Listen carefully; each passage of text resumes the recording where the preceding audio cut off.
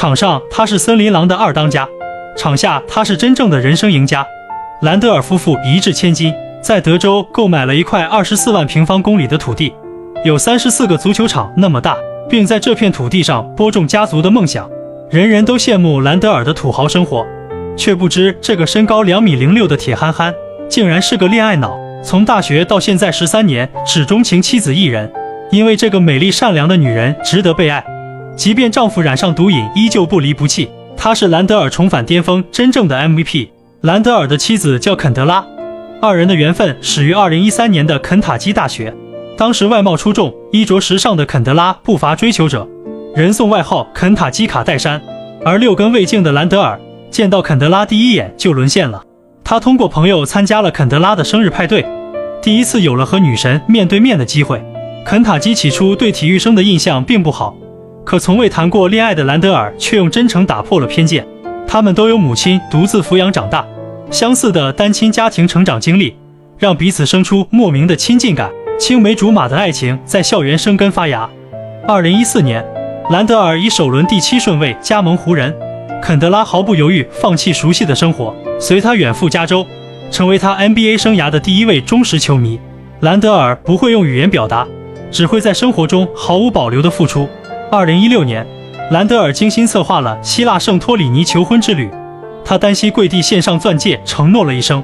2017年8月，两人在加州纽波特海滩举办海边婚礼。婚后，他们先后迎来3个可爱的孩子。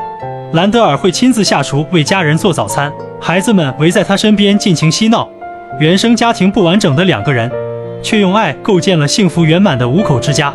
当2023年季后赛4轮G5，尼克斯主场拿下热火后，兰德尔第一件事就是亲吻肯德拉。然而，兰德尔的职业生涯并非一帆风顺。尼克斯生涯后期，兰德尔因肩部重伤赛季报销，赛场压力与外界质疑让他陷入低谷，甚至一度依赖大麻逃避现实。那段时间，他躲在黑暗里不愿见人，像丢了灵魂的躯壳。在丈夫人生最黑暗的时候，肯德拉没有抱怨，更没有放弃，而是成为兰德尔生命中的一束光。他在网上遍访名医，联系顶尖心理医生和戒毒专家。当兰德尔情绪崩溃时，他用鼓励和陪伴驱散丈夫心中的绝望。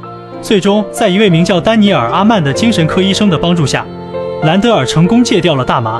后来，尼克斯解雇了主教练希伯杜，肯德拉更是在社媒晒出一段举杯庆祝的视频，公开阴阳。人前人后，肯德拉永远是兰德尔最坚实的后盾。而肯德拉的优秀从未局限于爱情，她不是球星身边的花瓶，而是真正意义上的独立女性。她16岁就为维密工作积累经验，2019年创立了个人服装品牌科洛尔，并亲自担任 CEO。 这也是夫妻2人能在德州拥有自己地盘的原因。兰德尔曾感激地说，我认为人生中最重要的决定之一就是选择谁作为伴侣。